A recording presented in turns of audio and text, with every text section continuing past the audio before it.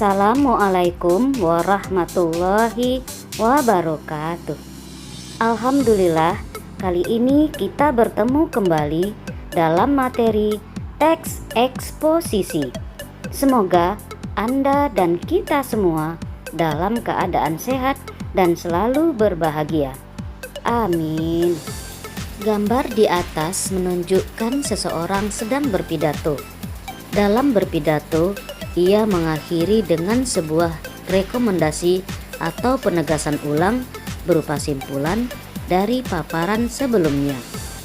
Dalam pidato tersebut terdapat paparan berupa argumentasi dan rekomendasi. Berpidato merupakan salah satu cara menyampaikan paparan kepada pendengar. Teks yang digunakan dalam berpidato dapat berbentuk teks eksposisi. Berdasarkan gambar tersebut, apa tujuan orang berpidato? Ya, tujuan orang berpidato adalah untuk menyampaikan informasi mengenai suatu hal atau objek dengan paparan dan penjelasan berupa fakta dan opini. Berikut hal-hal yang akan dibahas dalam teks eksposisi sebagai berikut. Pertama, pengertian teks eksposisi. 2. Tujuan. 3. Contoh. 4. Struktur. 5. Ciri-ciri. 6. Jenis-jenis. 7. Langkah-langkah menyusun teks eksposisi.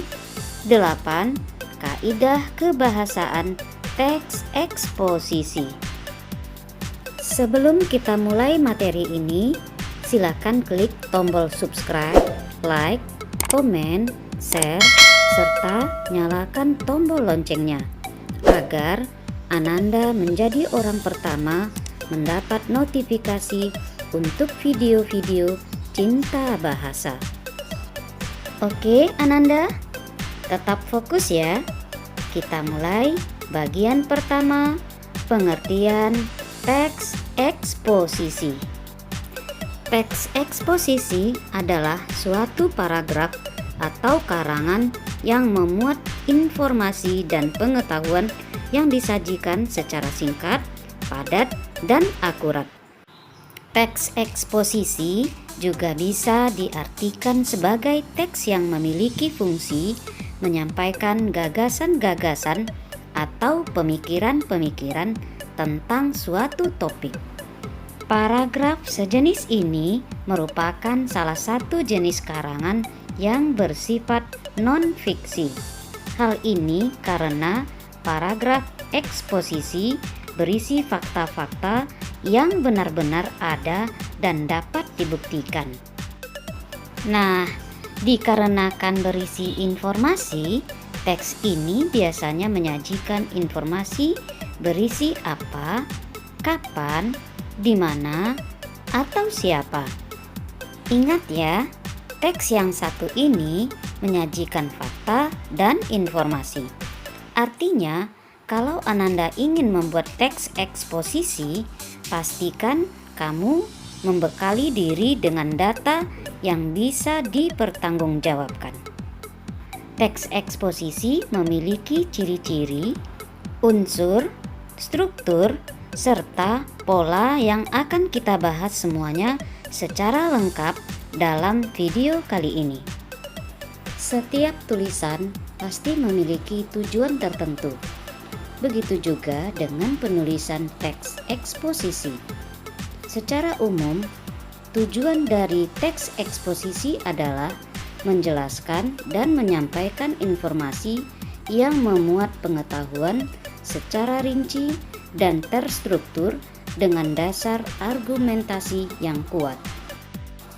Baiklah, Bu Eni akan memberikan contoh teks eksposisi tentang ekonomi beserta strukturnya. Sistem ekonomi campuran.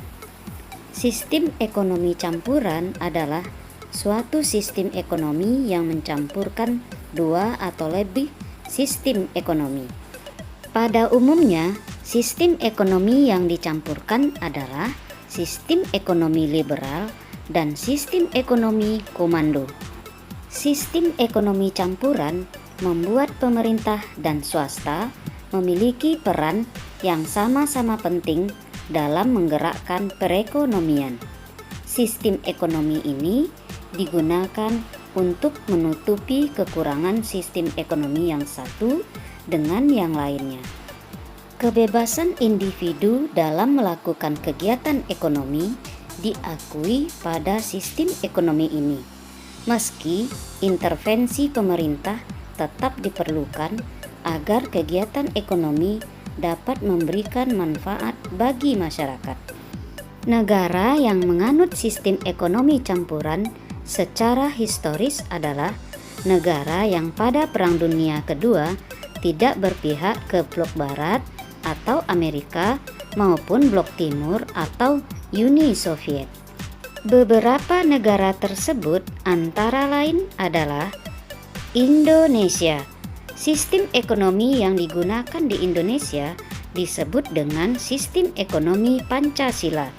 Sistem ekonomi ini merupakan gabungan dari sistem ekonomi liberal dan komando dengan menjunjung tinggi azas-azas pada Pancasila. Sistem ekonomi Pancasila ini juga sesuai dengan amanat Undang-Undang Dasar 1945 Pasal 33 yang terkait dengan sistem ekonomi. India. Pada awal kemerdekaannya, India menggunakan sistem ekonomi yang condong pada sosialis dengan mengacu pada kebijakan yang bersifat sosial demokratis. Namun, hal ini menyebabkan lambatnya pertumbuhan dan maraknya korupsi pada pemerintahan India. Hingga pada tahun 1991, India melakukan liberalisasi ekonomi dan menjadi sistem ekonomi campuran. Filipina. Sistem ekonomi yang digunakan di Filipina adalah sistem ekonomi campuran. Pemerintah mengatur kegiatan ekonomi swasta dengan tujuan agar Filipina dapat berpindah dari perekonomian yang mengedepankan agrikultur menjadi perekonomian yang mengedepankan sektor manufaktur dan jasa. Malaysia. Malaysia mencampurkan dua sistem ekonomi yang mereka sebut dengan sistem ekonomi sara diri dan sistem ekonomi komersial. Sistem ekonomi sara diri maksudnya adalah pemenuhan kebutuhan sehari-hari melalui bercocok tanam, berkebun, dan perikanan. Jika ada kelebihan produksi, baru akan dijual di pasar. Sedangkan sistem ekonomi komersial merujuk pada sistem ekonomi yang mengedepankan investasi asing dan penanaman modal. Sejatinya, negara-negara yang termasuk ke dalam GNB atau gerakan non-blok lebih memilih untuk memakai sistem ekonomi campuran. Negara-negara seperti Indonesia, India, Filipina, dan Malaysia lebih memilih untuk mencampurkan gerakan ekonomi yang dilakukan pemerintah dan swasta demi tercapainya kemakmuran masyarakat. Selain negara-negara di atas, masih terdapat negara lainnya yang mengadopsi sistem ekonomi campuran, seperti antara lain Islandia, Swedia, Inggris, Prancis, dan lainnya. Pada negara yang menganut sistem ekonomi ini akan ditemukan perusahaan swasta dan perusahaan milik negara yang keduanya bersama-sama menggerakkan perekonomian. Itulah salah satu contoh teks eksposisi. Sahabat cinta bahasa, pejuang masa depan. Tetap stay tune ya. Berikut kita bahas struktur teks eksposisi. Teks eksposisi hanya memiliki 3 bagian struktur, yaitu tesis, argumentasi, dan penegasan ulang. Tesis atau pernyataan pendapat adalah bagian pembuka dari teks eksposisi. Bagian ini berisi gagasan utama yang ingin disampaikan berdasarkan fakta yang ada pada masalah yang akan ditulis. 2. Argumentasi. Argumentasi digunakan sebagai unsur penjelas yang mendukung tesis. Bagian ini berisi penjelasan yang lebih lengkap dari tesis yang dikemukakan pada pembuka tesis. Umumnya berupa data hasil temuan, pernyataan ahli, alasan logis, dan fakta-fakta yang terjadi berkaitan dengan masalah yang dipaparkan. Bagian ketiga, penegasan ulang. Sesuai namanya, bagian ini bertujuan untuk menegaskan kembali atau menguatkan pendapat yang sudah disampaikan di awal. Penegasan ulang juga memuat tentang rekomendasi atau saran dari permasalahan yang diangkat. Ayo, siapa nih yang udah ngantuk-ngantuk? Gak boleh tidur ya.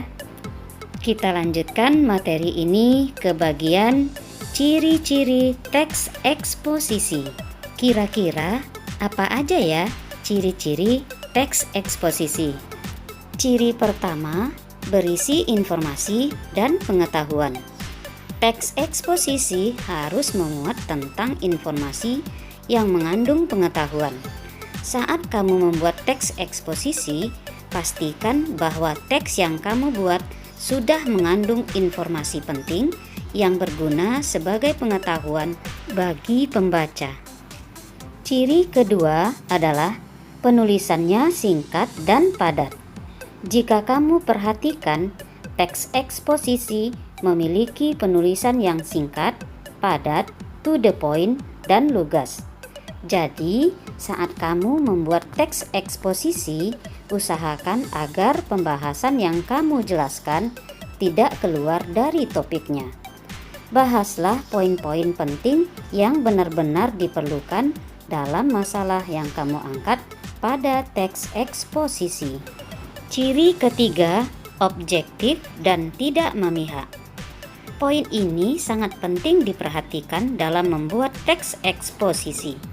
Pastikan teks yang kamu buat berisi informasi yang objektif tanpa memasukkan opinimu. Dalam membuat teks eksposisi, kamu tidak dibolehkan memasukkan pendapat pribadi yang dapat menggiring opini pembaca.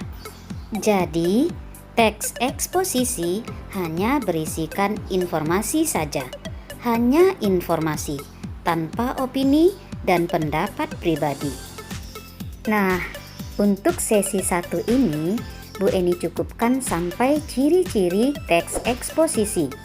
Silakan Ananda tonton video lanjutan tentang jenis-jenis, langkah-langkah, dan kaidah kebahasaan teks eksposisi. Semoga semua yang Bu Eni jelaskan dapat Ananda pahami sepenuhnya dan mengaplikasikannya. Terima kasih.